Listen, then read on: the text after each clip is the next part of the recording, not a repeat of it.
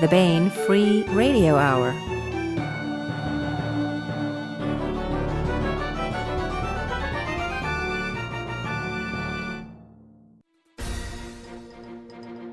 On the podcast, broken shards of 2018 reassemble momentarily for a final push against the present, but are repulsed by the baby army of tomorrow in a bloody battle we call the present difficulties.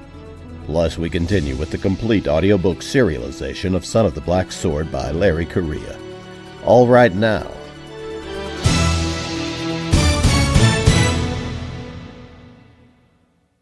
Welcome to the Baen Free Radio Hour podcast. It's an honor to have you along. I'm Baen Senior Editor Tony Daniel. This time we have an interview with David Drake talking about his new entry in the Time of Heroes series. It's called The Storm. This is the sequel to his book The Spark, and it's set in a far future where humans inhabit many worlds, but the path between them has been shattered, and in fact the technological civilization that preceded the one that's there now has been shattered, and they have returned to a somewhat medieval level of development. But there are lots of old things around from the forerunners, the days before, that are technological but that seem magical in a way, and some of the people are genetically equipped to handle them.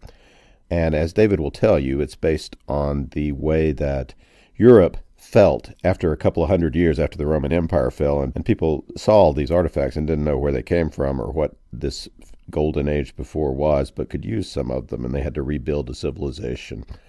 In this case, there's lots of cool science fiction stuff, like power shields and swords. This is part one of a two-part interview that I had with David out at his place. I want to thank him and Joe for their wonderful hospitality in having me out to record the interview.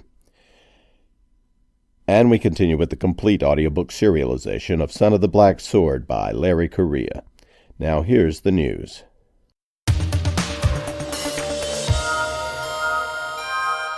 Hey, we have a couple of new trade paperbacks out in January. Now, these trade paperbacks are those books that are the size of hardcovers but should be used to squash mosquitoes and houseflies, not rats and larger vermin. Or in the case of David Weber hardcovers, bear and oxen. Anyway, the January trade paperbacks include Crimes Against Humanity by Susan R. Matthews. This is a new entry in Susan's sprawling dark science fiction Under Jurisdiction series. This is a far future star empire that has been totalitarian in nature, using a special caste of torturers. They're called Inquisitors to enforce the so-called peace. But now things are falling apart, and our hero, former Inquisitor Andrei Kosciuszko, has had a hand in the crack-up as he's come to terms with getting out of his former occupation. And now he's trying to do a little penance for his past indiscretions in wild Gone Beyond space, where he's a doctor. But there are bad guys in Gone Beyond to deal with now, and there's the need of a capable guy like Andre to help out. One good guy sheriff type, the Langsarix Hilton Shires, has forged a coalition to bring the worst of the Gone Beyond criminals, slavers, to justice. The criminal cartels that have profited from the freedom of Gone Beyond for so long aren't having any part of it, and they know the key to taking down Shires is to get rid of a renegade fleet inquisitor, Andrei Kosciuszko. But where can they find an assassin with the moxie to disappear Andrei? Many have tried, none have succeeded. Also out is Divided Allegiance by Elizabeth Moon. This is a new edition of the second novel in Elizabeth Moon's great Paxenarian high fantasy saga. It's got a brand new introduction by Elizabeth herself, by the way. Years with Duke Phelan's company taught Paxenarian weaponry, discipline, and how to react as part of a military unit. Now, against all odds, she is accepted as a paladin candidate by the Fellowship of Gerd.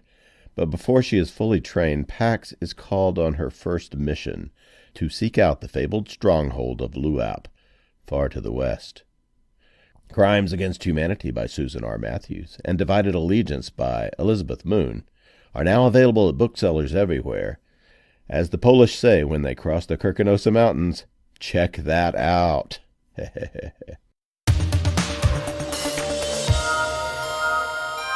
This is part one of a two-part interview with David Drake talking about his book, The Storm.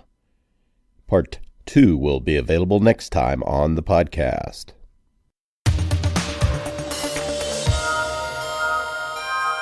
I want to welcome Dave Drake to the podcast once again. And we are in the House of Drake today, as a matter of fact. It's amazing. At the dining room table. David Drake was attending Duke University Law School when he was drafted. He served the next 2 years in the Army, spending 1970 as an enlisted interrogator with the 11th Armored Cavalry in Vietnam and Cambodia. Upon return, he completed his law degree at Duke and was for 8 years assistant town attorney for Chapel Hill, North Carolina.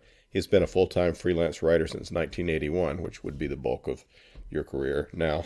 Well, bulk of my life, actually.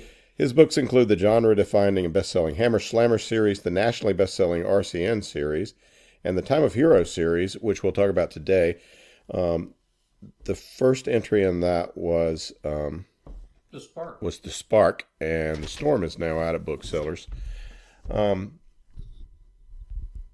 Dave, before we go on, we were just discussing your motorcycle little tete-a-tete with Destiny last year now. Can you tell us a little bit about that? Because it was, I can only imagine it has affected a bit of your writing, at least your schedule this year. It destroyed my schedule, and I do apologize for that.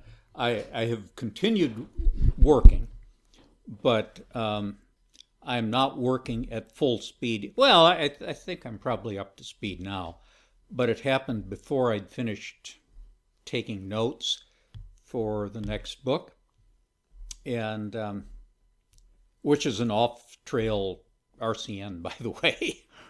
Is Olfaltree coming back, or is it something else? No, this is completely different. These are new people entirely, a new situation entirely. I'm very likely going to return to a direct sequel to Though Hell Should Bar the Way, but I wanted to do something different. And the problem is, as I was in the process of trying to set up this new, different setting, and I'm making hand gestures, which isn't going to do a lot of good for you out in the radio audience or computer audience. But I was pulled up at a traffic light in Carborough. This was, I go in daily. You live near Chapel Hill, North Carolina, which is what people would know. Yeah. Carborough is a bedroom community for Chapel Hill. Yeah. And I go through Carborough twice daily. On weekdays, to and from my post office box in Chapel Hill. And I was pulled up at a light behind an old Jeep Cherokee, and I heard a screech of brakes behind me, and I thought, oh shit, I'm dead. It just screech! Turned out that the woman who hit me had this car for about 3 months, and she said the brakes were always funny. And from listening to it as it was approaching me at 20 miles an hour, basically it was a 2013 car, which meant it was not terribly old, but it had no brake pads. Yeah. Well, that's the classic sound of the... Yeah, steel on steel. Yeah. Steel, yeah, absolutely. And she hit the back. I heard a loud bang. And then there was a lesser bang as my bike was flung forward into the Jeep in front of me. We should mention that you're a motorcycle rider. Oh, yeah. Yeah, I haven't driven a car since 1989. So this would have been unpleasant in a car. I probably saved the Wagoneer from serious damage, and possibly the Chevy Equinox that hit me from serious damage, because she would have at least taken out her radiator if I hadn't slowed her down. And my bike compressed. I was on a GS 500F Suzuki. The bike compressed and took the impact, basically. So I heard the bang, and then the second bang, which is me hitting the Jeep. And the next thing I'm aware, I didn't become unconscious to my knowledge. That is, there's no gap in my recollection, except the next thing I remember is me kicking my left leg violently to get clear of whatever was holding me. I don't remember hitting the ground. In Carborough, the law of gravity works the same as it does most places. So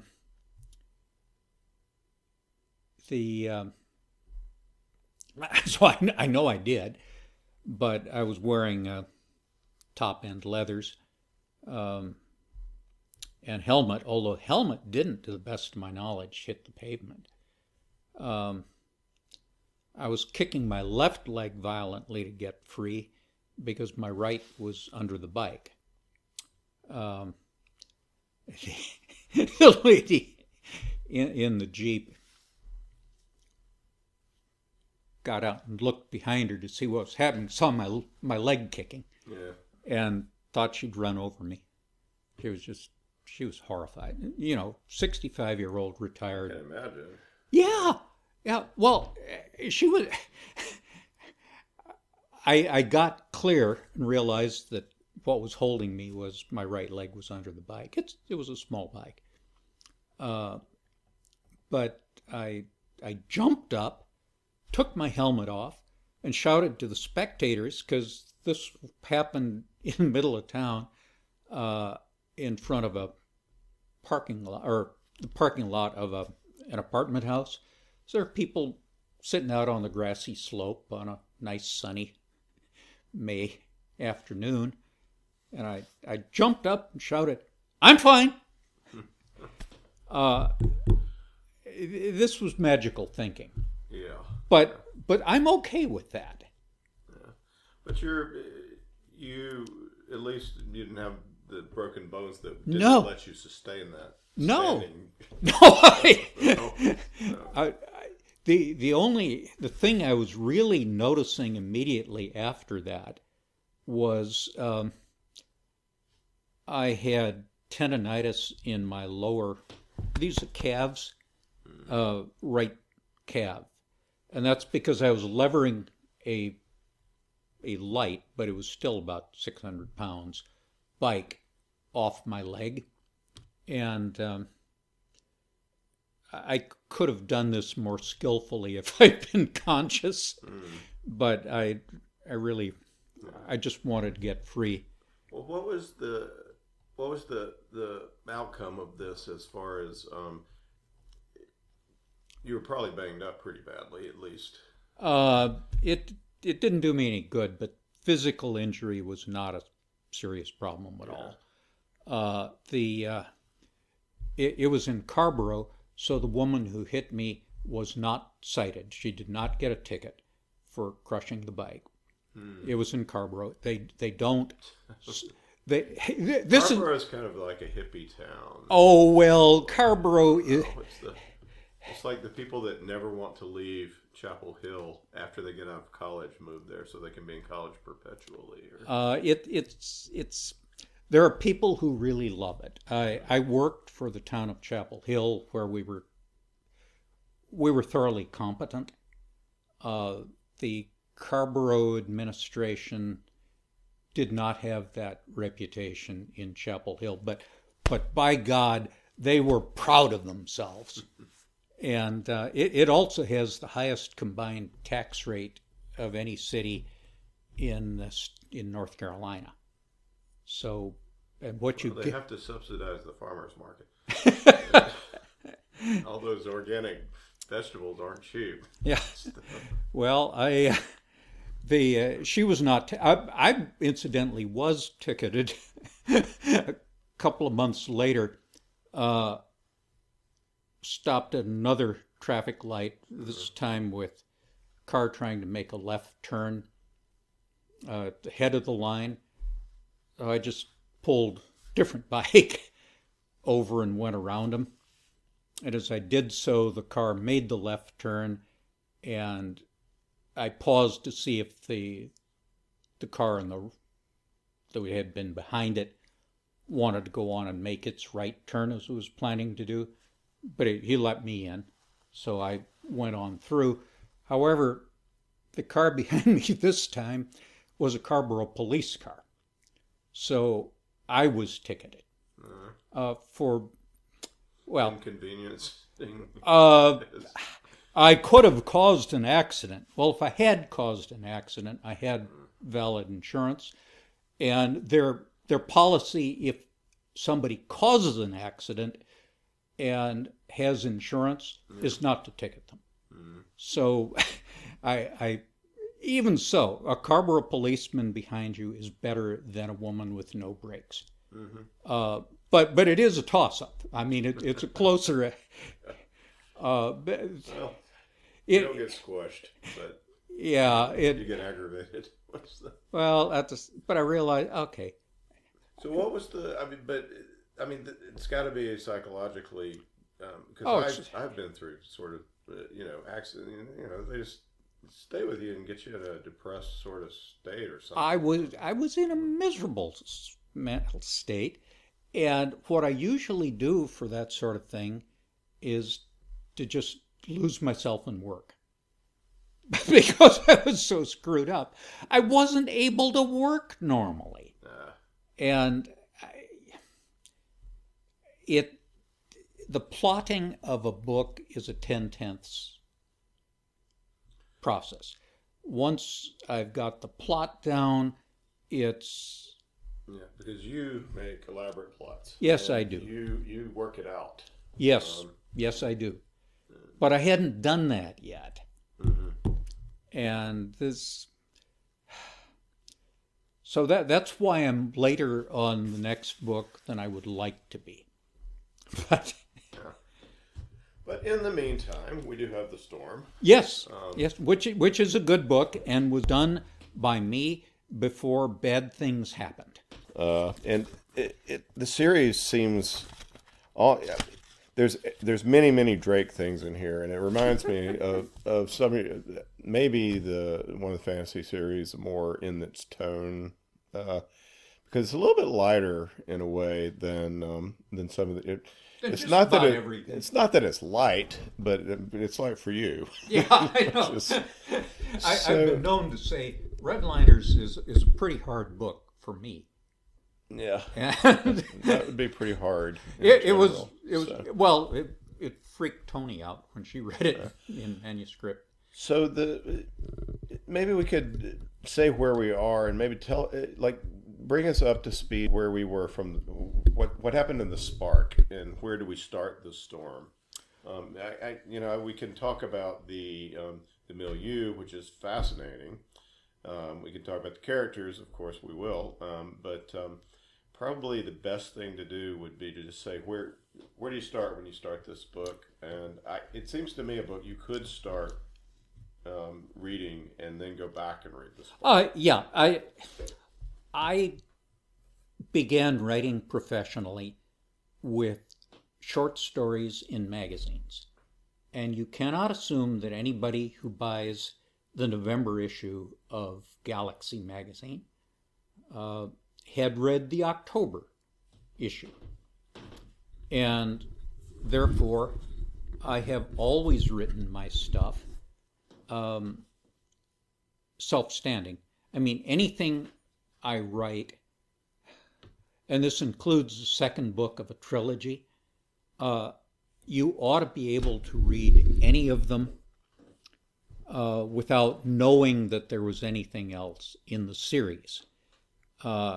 And when I wrote The Spark, there wasn't anything else in the series, and I wasn't sure.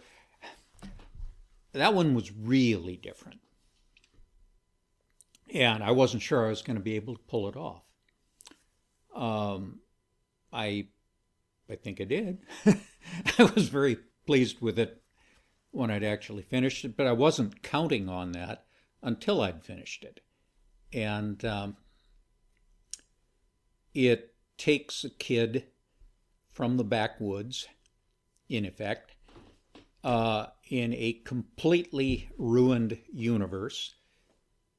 And by universe, I mean there are large, small to large chunks of consensus reality that are completely separated from one another. The only connection is a road which can be walked on, ideally with using the eyes of an animal which sees things that yours don't. And the road, even, it's almost a platonic sort of road thing. Yeah, what I had in mind, of course, was Europe in about 700 AD, when Rome and the Roman Empire had been completely destroyed. Civilization had been replaced by German culture, and which means leaky roofs, and everybody's illiterate. And a serious lack of vegetables. Yes. But there were still the Roman roads and aqueducts to a considerable degree that still worked. And this continued to connect and frequently serve the scattered chunks of Europe.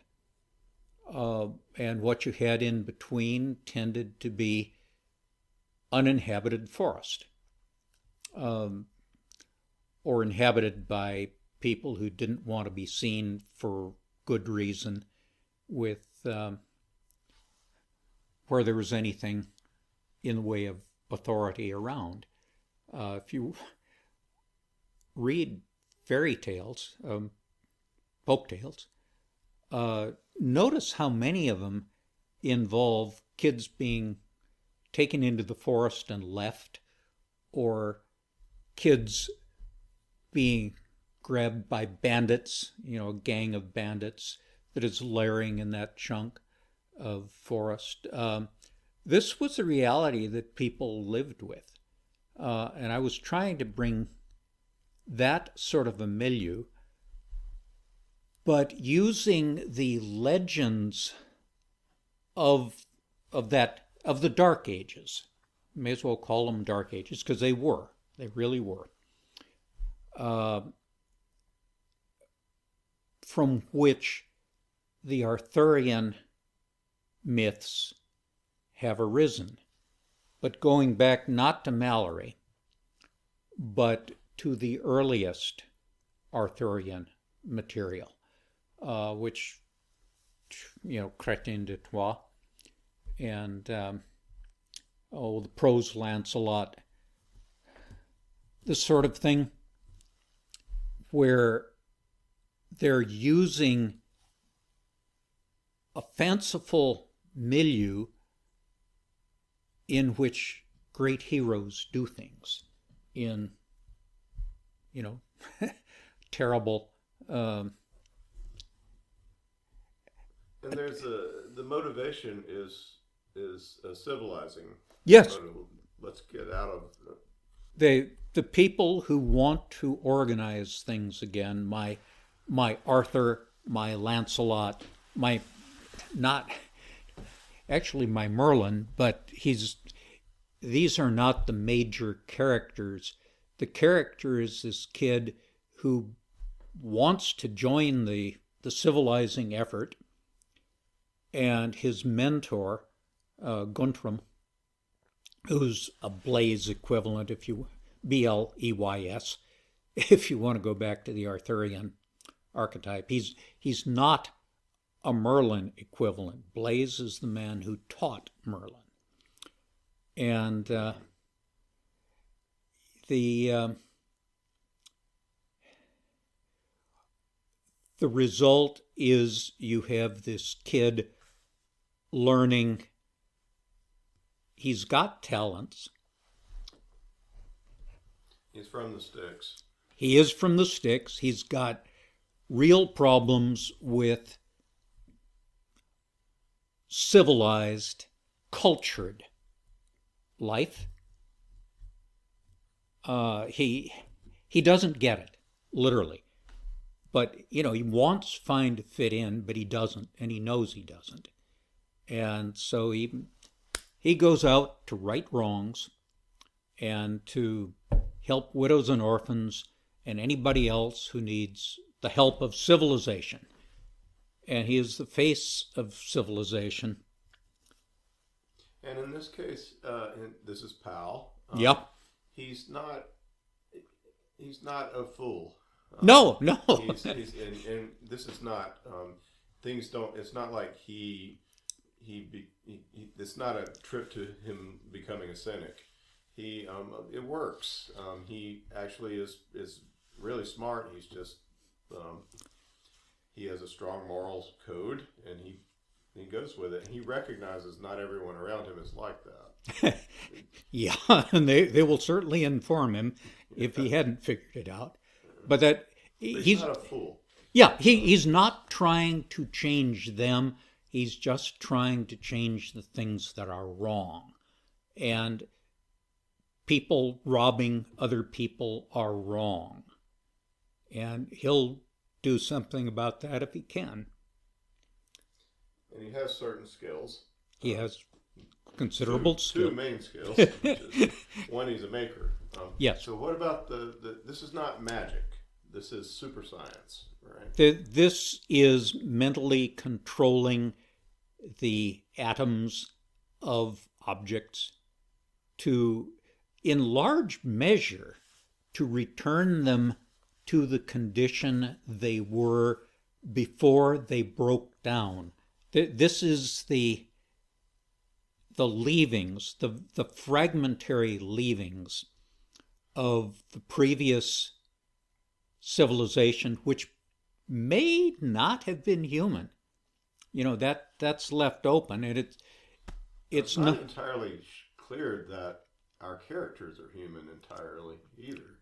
Oh, that's certainly a possibility. Shaped like humans. Yes, and they think in largely human terms, but these vary from. So yeah, and there are things out there which are not human. Again, here I was playing a lot off Chrétien. Baen, who was known as the Knight of the Lion, because in the course of his wanderings in the forest of Brocéliande, which is something that Proust picked up on.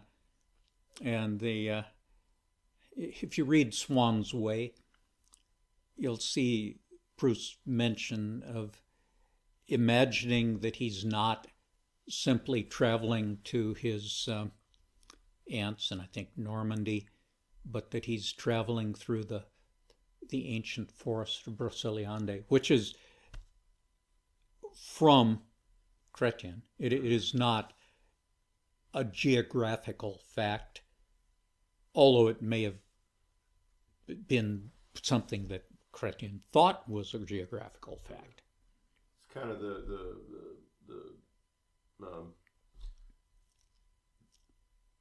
what do you call that? The collective unconsciousness of France. Yeah. Thing. Yeah. The dark woods of the old way. Yes. Yes. So, yeah. But in this case, the objects that they use and that they make they make them into something like swords and shields. Yes. But they are like pocket knives when they carry them around. Yes. Or in some cases, large electric drills. But yes, these are portable objects.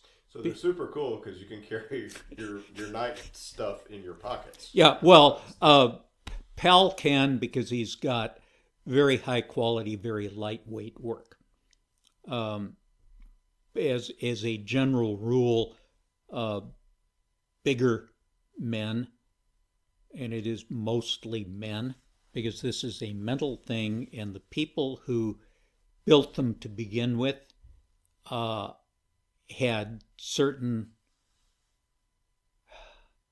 It is not clear whether the fact that most, but not all, women cannot use these weapons is deliberate, or if it has something to do with the chemistry at some level beyond anything that anybody in Pal's day knows. And, they just accept it. But yeah, Pal's got very handy equipment. Most people's equipment isn't as handy. But his main advantage is that he knows his equipment in a fashion that people who aren't makers, aren't wizards, if you will, don't know theirs, and they don't know his. So it gives him an advantage over people who think he's going to pull out something truly amazing out of his hardware, and he's not. But they don't know that. He is going to use it very intelligently, though. Yeah. And he's able, because he works so much with the stuff, he also understands his opponent's weaponry, perhaps better than they do sometimes. Yes. Yeah, mostly people who are effective fighters aren't conscious of what makes them effective fighters. They have natural talents, and these are absolutely real, but they don't know how they do it. They just do it. Pal has to think. He has less natural talent, if you will, in that sense than some of the other top people. But he knows what he's doing, and that's an advantage. Yeah. And the feel of the world is that there's this is recovery of an ancient past, that's golden age that they don't really even understand. That it's only partially visible to them. They haven't got the history. They really have no idea what the hell happened or Yeah, and neither does the reader, by the way. Yeah. And it's fun for us in that way, and and it's a mystery for us to solve as well, in a way. Although I don't think you're ever going to tell us. Well, you're not going to lay it out. I'm not planning to, but hey, But all right, so the milieu is then the road, and the road is, it's hard to, I'm picturing it when I'm reading as almost like I'm walking along, I'm like an aphid walking along a rose bush vine. That's very good. Yeah. Squash vine, really. Because it keeps branching. But yeah, you're absolutely right.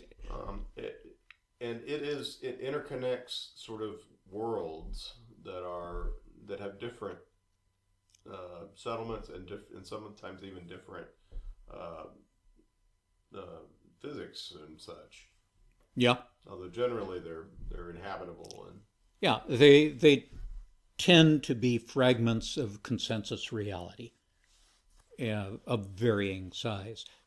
There is the clear statement that there are portions of the universe that are connected by the road but are not actually consensus reality.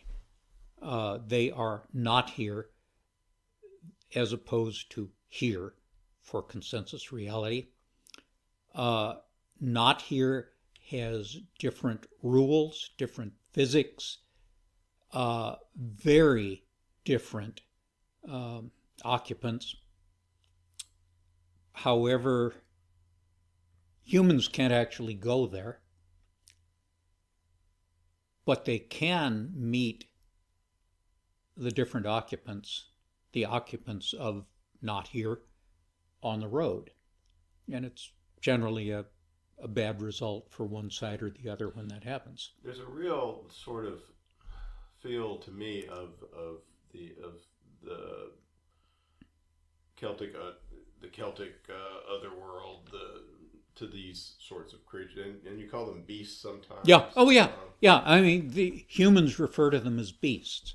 They're not beasts, but and there's also a sort of Lovecraftian. Well, there are things that are not in any sense civilized or intelligent that live there also, that live off the road, not necessarily in here or not here or any particular place, but there are things out there that are really very hostile to any living thing. And they threaten, and this is one of the things champions do. Yeah, to fight monsters. These things, yeah. Yeah. And there's one other component, which is the wilderness, right? Yeah. Which is what? You need a dog to go there. That's the waste is the area between. Yes. The wilderness is this is the area between nodes of consensus reality and off the road. This is basically the deep, dark forest. And you can go into it, and as long as you find your way back, you'll be fine. You can behave normally. But your convection cooling fails. You can go there for as long as you want, as long as you can live, but eventually you will overheat and die if you don't get to somewhere real.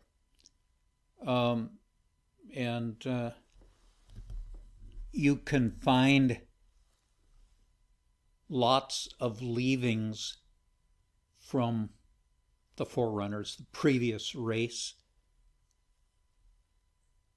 that makers can then turn into useful stuff there, just prospecting. But you are sort of prospecting the way a miner in Colorado would have to chip an awful lot of rock to get enough gold to pay for his grub. And chances are he wouldn't. So that's why most of the folks who were looking for gold panned for gold in stream beds where the water had already broken up the rock and, brought the flakes of gold down along with the gravel. And for the most part, that's where folks who want to work with the ancient artifacts get them. They've been, in effect, washed up on the shore of someplace that is consensus reality or a road. So you can find them alongside roads. If you go out into the waste, you may find something really strange and wonderful. But you better be able to get back on your own, and you'll probably find nothing, except possibly the body of somebody else who didn't get back. This is something Powell's particularly good at. Yeah. He's because of where he grew up. There was nothing, so he's comfortable with going out in the waste and getting back. Although he's always careful because he knows how to do it without getting himself killed. And why does he need the dog? A dog's senses are different from human senses. It doesn't actually help a lot in the waste, although dogs do seem to have better senses of direction for getting back. But on the road, the dog sees more, and in combat, having a dog and a dog's senses with you give you the capacity to move much faster in the area of the combat. This is because there's a mental connection between the champion and the dog, or the... Yeah, a human and a dog. It's something you build. You grow up with it. And there's nothing exceptionally unusual about it. But you've got to try and do it. You've got to work at this. Anybody who's owned a dog knows that there is a getting used to each other. And there are dogs who... My experience has been dogs will always listen to you. They will not necessarily do what you want them to do, but they know perfectly well what you want them to do, and they will, if they're a hound, they'll probably do anything they damn well please. Not vicious or anything like that, but you have to be in tune with your dog to be able to use. But these guys, Pal is able to see out of the dog's eyes. He's able to project inside the dog. I mean, if I projected in my dog, I'd probably want pizza all the time. Well, that's what he does. He lays there and then begs. But some dogs are more active. Well, I'm not saying that you will be able to. You will not necessarily cause the dog to think like you. The fact that he will be using his senses in a fashion, and you may train him to use them in a fashion you wish. And Pal, in this, in the storm, he actually is using a new dog, and that dog doesn't want to do some stuff.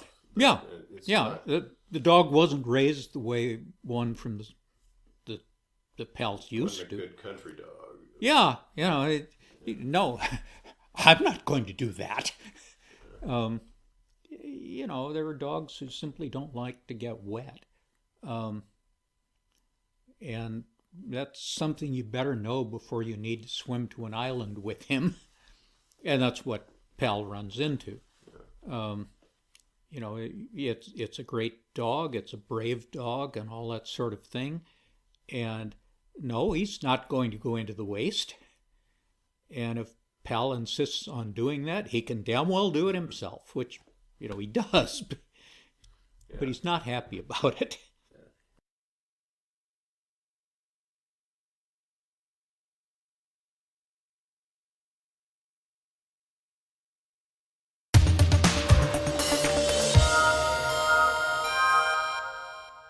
That was part one of a two-part interview with David Drake talking about the storm. Part two will be available next time on the podcast.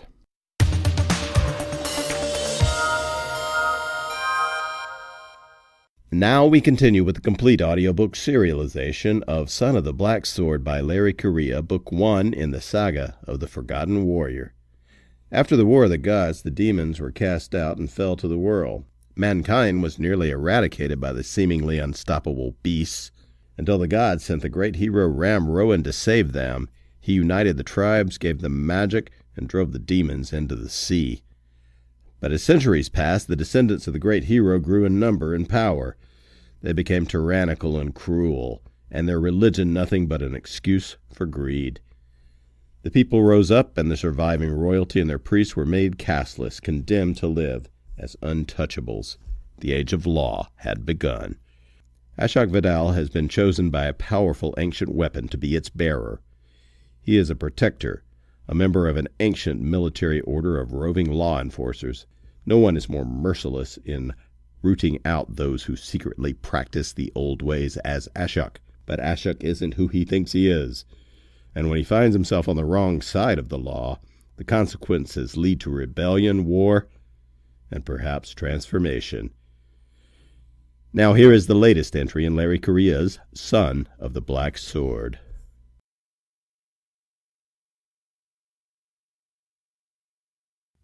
It took Radha 20 minutes to get to the Lord Archivist's office. She walked fast, but the central library was just that big, and it wasn't laid out in a very convenient fashion. In a nation based upon laws, they all had to be collected somewhere, and after hundreds of years of additions to make room for all of the new regulations, decrees, and studies, the library was probably the biggest building in the world. Despite the library's vast size, she only passed a handful of people on her journey. Because information was valuable, access to it had to be strictly controlled for everyone's safety. Her order was kept small, and approved visitors were rare. Once she got to the Lord Archivist's office, she didn't wait for the secretary to announce her, but rather just barged right in. The secretary was used to that and didn't even try to slow Radha down. The head of her order was sitting at his desk, smoking a pipe, reading a letter, and seeming rather annoyed. "What is it now?" He looked up. "Oh, hello, Radha. What brings you up from your warren to the sunlight of the top floor, my dear?" "I've come to yell at you." "Ah, excellent. I should have my underlings thwart you more often, as that's the only time you care enough to visit your poor, lonely old father." He put his pipe down and placed his hands on top of his desk, as if preparing himself for important news. "So, what has provoked your outrage this time, daughter? Ink that is slightly too blue? Lantern oil that creates too much smoke? Your cheap oil may have shaved fewer notes from your precious budget, but it caused a premature yellowing of valuable papers, and the law mandates black ink for inventory forms," Radha stated. Her father grinned. "And such fanatical attention to detail is why you will someday be the one sitting in this chair, listening to junior librarians complain about paper cuts. Your mother and I are very proud of your accomplishments, Radha. If you bothered to dine with your family occasionally, you'd probably hear that once in a while. Come outside for once, child. We miss you. The library has been here for 500 years. It will probably still be here tomorrow." Outside meant people. And Radha didn't like people. Books were much easier to deal with. "This is serious. And so is finding you a husband. I tell other families that I have another daughter of marriageable age, and they don't believe me, because no one outside of the library ever sees you. It is said that spotting Radamantha Nims Darhaban is like witnessing a mythical creature, like a unicorn or a whale. The legends say that whales were fat." She really didn't want to talk to her family, but she was willing to make sacrifices for her duty. "Fine. I'll come to dinner." "Excellent. We'll see you tonight." "I'm very busy. I was thinking perhaps tomorrow." "Tonight it is. So, what can I do for you, Senior Archivist?" "My section has been assigned an important duty by a special committee of judges, and I require access to the restricted collection to continue my research." Her father scratched at his beard. There were crumbs in it. "Those books are controlled for important reasons. The age of kings was a time of madness. I'll file an official request if I have to. It's very important. The foundations of the law were laid during a very turbulent era. Sadly, when you get that far back into the writings, even those from the early part of this age, reason and science were intermingled with religious fervour. And we all know no good can come of works polluted with lies. What good are books that no one is ever allowed to read? Talk like that can cause trouble. The Inquisition burned anything they thought was too dangerous long ago. We were lucky they allowed any questionable writings from that time to survive at all. So it is best not to even remind them that part of the library exists. But you do raise a wonderful philosophical question. Let's save it for dinner. In the meantime, it would still be best if you limited your research to more contemporary writings. Radha appreciated his concern, but it was her nature to continue pushing. That's the problem. The newer records are incomplete. Incomplete? Those were fighting words to the Lord Archivist. Impossible. Some of the items on the catalogue are missing. More than likely they're just shelved in the wrong place. That was insulting. That had to be the sort of thing that the warrior caste got into duels over. Nothing in my section is ever shelved in the wrong place. I've checked and rechecked. They're gone. Minutes of debates, prior studies on this topic, disappeared. And I'm afraid a few books, she leaned forward conspiratorially, have been defaced. Salt water! It was rare to hear profanity out of her father, but books were her family's life. What kind of vile scum would harm a book? Several pages were torn out of each one. I can't say when this happened. It's been decades since these were last inventoried, but each time the pages that were taken were related to the same topic. The only reason I found them at all was because of this assignment. Her father was obviously concerned. Damaging library books was a serious crime, punishable by death. And what is this research topic of yours? I'm to find if there are any potential legal ramifications for eradicating all the casteless non-people. It was odd. Unlike most in their order, her father was of such high status that he actually had windows, so he had the darkest skin of any librarian Radha knew. During the summer, he could almost pass for a worker. She'd never seen him turn pale before. Father looked as if he was going to be ill, and for a moment the hands on his desk were actually being used to steady himself rather than for show. Are you all right? I'm fine, Radha. He lied. He was clearly not. I didn't know you were working on that project. I thought that was assigned to Senior Archivist Gurman. Gurman's an imbecile. He's a political obligation because his family donated enough money to add a wing to the library. I'm not entirely convinced he's even literate. I traded assignments with him. He's lazy, so it was easy to convince him to swap. Her father took several deep breaths to compose himself. You shouldn't have done that. I thought you'd be proud.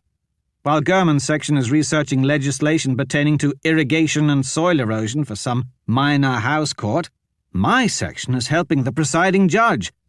It's obvious which one is the more important job. And on some subjects, doing a thorough job results in punishment rather than a reward, he muttered. Agitated, he drummed his fingers against a desk. This isn't good, Radha.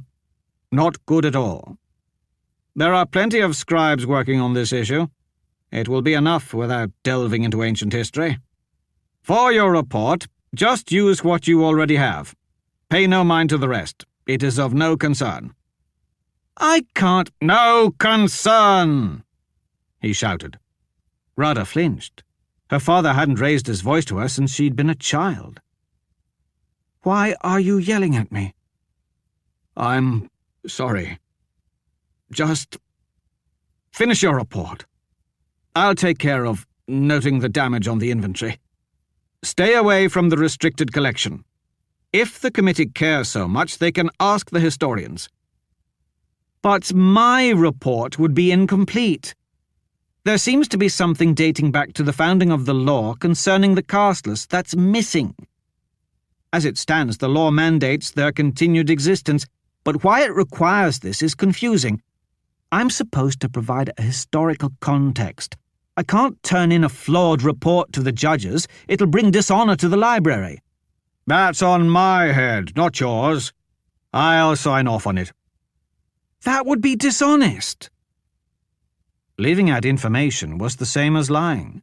She'd learned to be a scholar from her father, and academic honesty always trumped all other concerns, so this was a very troubling conversation. Do you know what was on those missing pages? Of course not.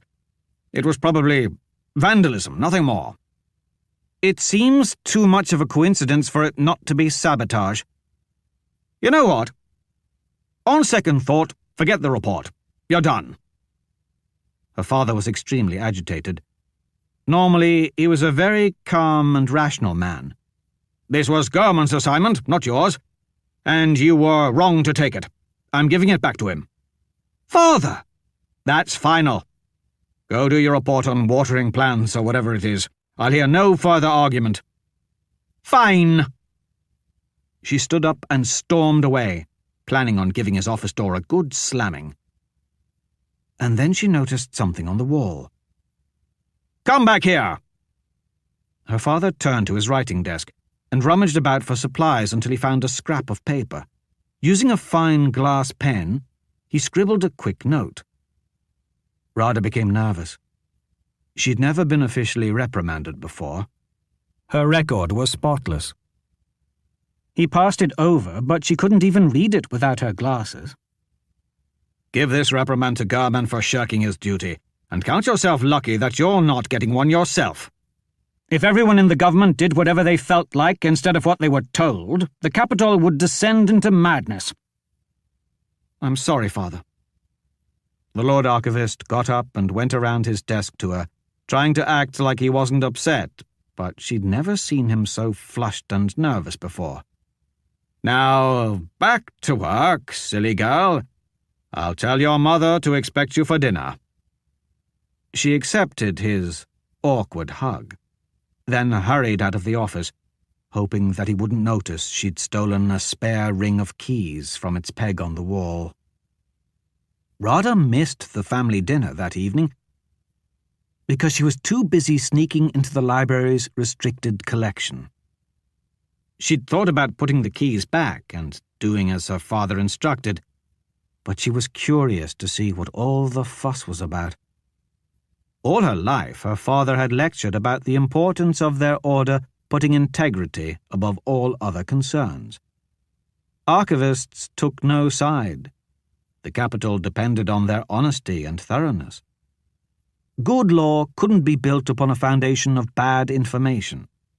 So, what was it about this casteless problem that could cause her father to ignore such a fundamental philosophy? Radha working late wasn't remarkable to anyone, especially as she often lost track of time, fell asleep between the stacks, and was found there in the morning. So she'd waited until all of the other librarians and archivists had left for the evening before going down to the lowest level. Just in case anyone else was working, she kept her lantern hood down so that it would only illuminate the steps right in front of her. As a senior archivist, she could go almost anywhere she wanted in the library, but it was better to avoid questions. Hardly anyone had ever descended into this section. This was part of the original building that had been added onto for hundreds of years. It was solid but ugly, and lacked any of the fancy ornamentation now common to government buildings. She'd been told that they had once stored statues from the prior ages down here, but the Inquisition had taken them all away, back when her grandfather had been nothing but a junior archivist. The only statue that was left had been too heavy to move easily, so the Inquisitors had smashed it with hammers until it was unrecognizable. But if Radha squinted just right, she could imagine the shape of the smiling fat man grandfather had spoken of. There was a desk for a watchman, but there was no one posted there at night. The warrior caste had obligated a single old cripple to the library to serve as a guard during the day, but on the rare occasions that Radha had walked through this section, he'd been taking a nap. She put her glasses on long enough to read the visitor log at the guard post. No wonder the old soldier with one arm was usually asleep. It had been months since the last librarian had been let into the restricted section, and 5 years since the last outsider had signed in. Lord Protector Ratul. Never heard of him. Rada paused at the entrance. Going past this point meant she would be breaking a rule. She didn't think of herself as a rule breaker. If she was caught nosing around in here, she might even be questioned by the Inquisition, and frankly, those masked bullies terrified her. Rada almost turned back before she decided that she was being stupid. Nobody would know. And damn it, she was curious. She had to try a half-dozen keys from the ring before finding the one that opened the heavy lock.